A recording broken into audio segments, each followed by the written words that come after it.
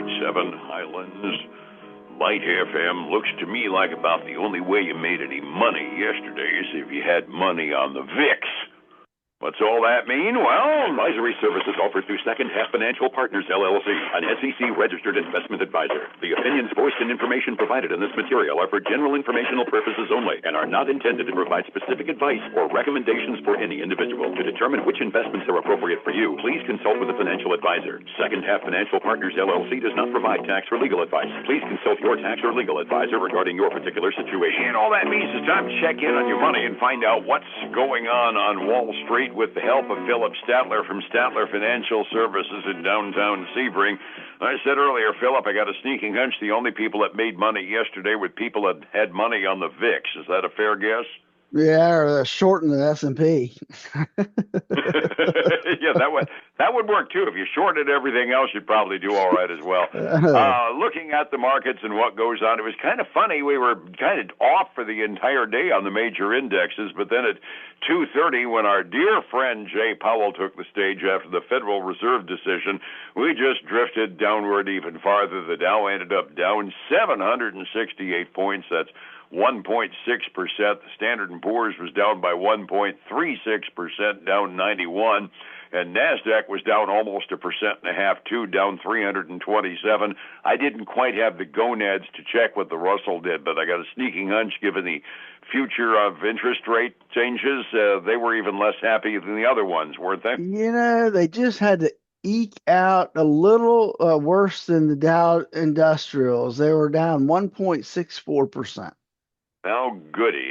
Like I said, if you did the VIX, you probably made some money, but the rest of it, you were probably screwed. Story was the Federal Reserve Open Market Committee met, and they said just exactly what we expected, that there wasn't going to be a rate decrease.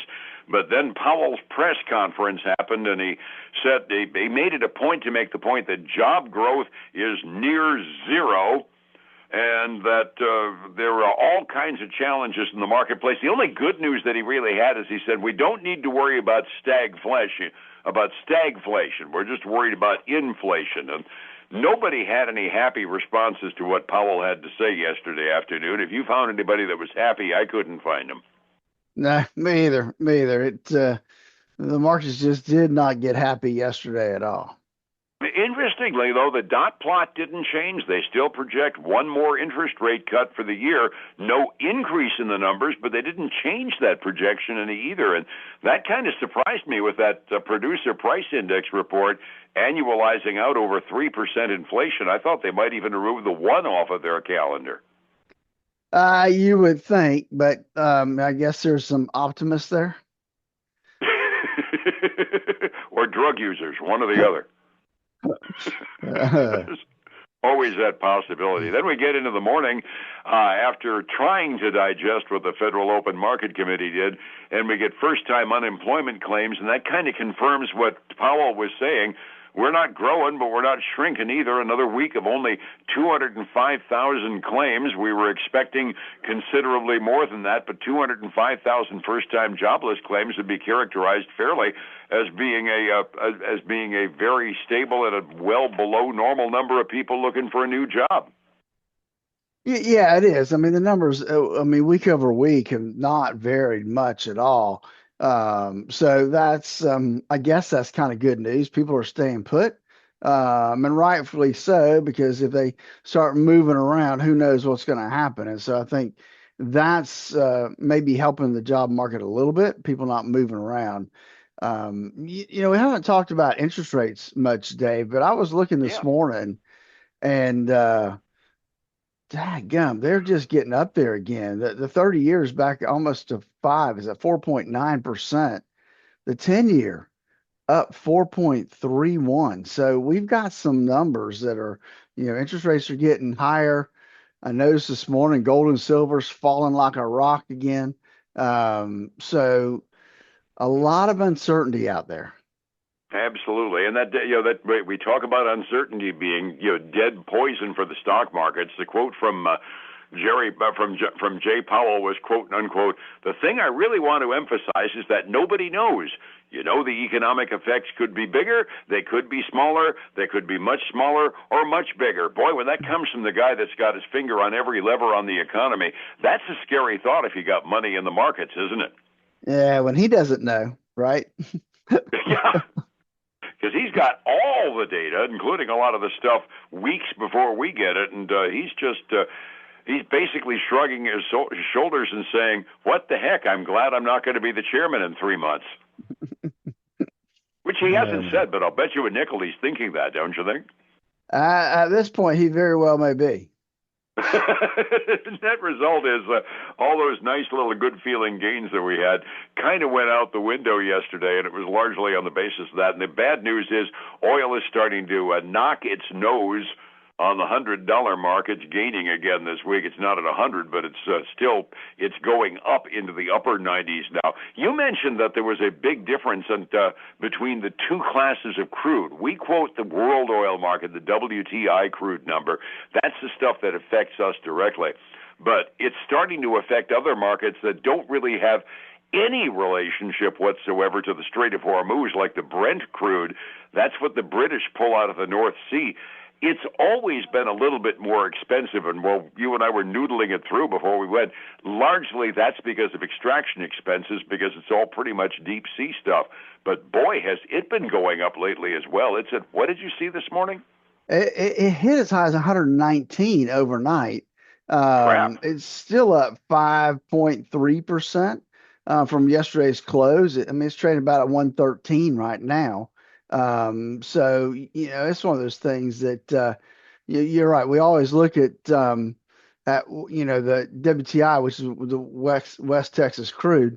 And so that's really, I think one thing is that may help us here shortly is at least there's some rumors. Who knows for sure if he'll do it?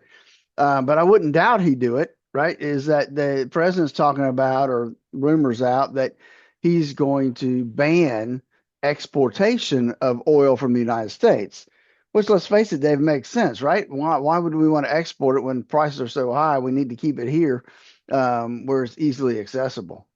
It's honestly never made a lot of sense to me that the big oil exploration companies end up selling oil overseas and taking advantage of ups and downs of oil prices when, basically we're still importing some, not a lot, but we're still importing some of our oil from overseas, which when the markets are as hinky as they are, make no sense. President Trump is doing a lot of things that are little things that kind of fly under the radar. He's also waiving what's called the Jones Act. That's a pause on the requirement that only U.S. ships can travel between domestic ports in an effort to try to fight energy prices. Economists aren't necessarily too impressed by that as being kind of under the radar, but there are little procedural things that are being done in order to keep the price of our oil, I can't say down, because you mentioned that you saw $4 a gallon gas, but at least somewhat under control would be a fair way to put it. Yeah. This morning I did see 402 coming to work, and I just you just kind of cringe when that happens. makes me glad I got a 30-mile-a-gallon compact in my driveway. You guys that drive the big vehicles, I worry about. It's an unsettled time is the bottom line. And it's even impacting on companies that report their earnings. And, I don't know whether Micron hit it out of the park or not, but they definitely had a good report. But I'm seeing on my ticker this morning, it's not helping their stock price any, is it? No, it's not. Not sure exactly why either, because it did hit it out of the park. They earned $12.20 a share. Expectation was $9.30. That's a big beat. Revenue of 3 billion or more, better than expected as well.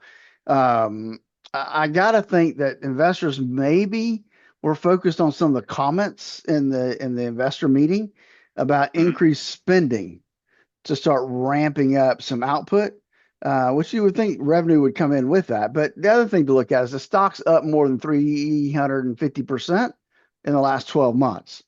So it could have just been, hey, let's take some profits off the table when it comes to Micron. But you're right, it's trading down 5.5% this morning. Yeah, they put the fact there's a little profit taking, plus the fact that they used a dirty word, capital expenditures, which we've kind of discovered this year on the tech industry, is not something that makes analysts happy, is it? No, it's not. And I will tell you that Micron's issues are falling over to other companies, memory companies, Seagate, Western Digital, SanDisk. Those guys are all trading down this morning as well. And I think we're starting to feel the price of all the basic memory chips because that there's a shortage and the price has been going up markedly, which is going to mess with everything from cell phones to zip drives. That's right. It is. And we're starting to see that priced into the computers now. Absolutely. Any other indications you see this morning? I mean, basically the Fed was the big news story of the day yesterday. Anything else that you noticed? Got two more that worth mentioning. Alibaba, the Mm-hmm. big company, Chinese company, giant e-commerce, kind of big, giant top line guy. They had weaker than expected fourth quarter results. They missed by about 6 billion won. And so that was not good for them. They also said that their net income tumbled 66% year over year. So that doesn't sound good. So No. they're trading about 6.7% down this morning. 600 The million won. That's about a buck and a half, isn't it? yeah, I have no idea what the foreign exchange is. me either. The last one I have for you is a local. Well, we have some local stores here. Five Below. Hmm. Five Below had a good quarter. They beat by 31 cents a share, came in at 431. Revenue slightly ahead of expectations. They guided their first quarter earnings well above what the consensus estimate was. And so they're up getting close to 6% right now. Hmm. Take it happily. Good to see somebody with some good news for the day. Resetting the table, it was bloodbath is always sounds like a hyperbolic term, so I'm going to let that one sit, but it was definitely red. About the only big green number I've got is the VIX. The volatility index is over 6%. 45 minutes before we open this morning, what are we looking at? Well, right now the VIX and oil is about the only thing I see in the green right now, Dave. Unfortunately, the Dow is down a little over 0.6%. The S&P 500 is down 0.7%, and the Nasdaq 100 is down a little over 0.8%. Russell 2000 is trying to take the lead here. It's down 1.1% this morning. On the other side, silver is really taking a slide right now, down 13.25% to Ooh. $67.31 an ounce. Gold is not far behind it, down 6.5% to $4,576 an ounce. Crude oil up almost 7/10 to $96.17 a barrel. And with the president's saber rattling about threatening to take out Iran's biggest refinery, I got a sneaking hunch that probably is going to be a trend we're going to see for a few days as oil panics in the industry. Going across the ponds, the Asian Rim market uniformly down yesterday at the 6 a.m. close. The mainland Chinese indexes, one of them was down by over 2%.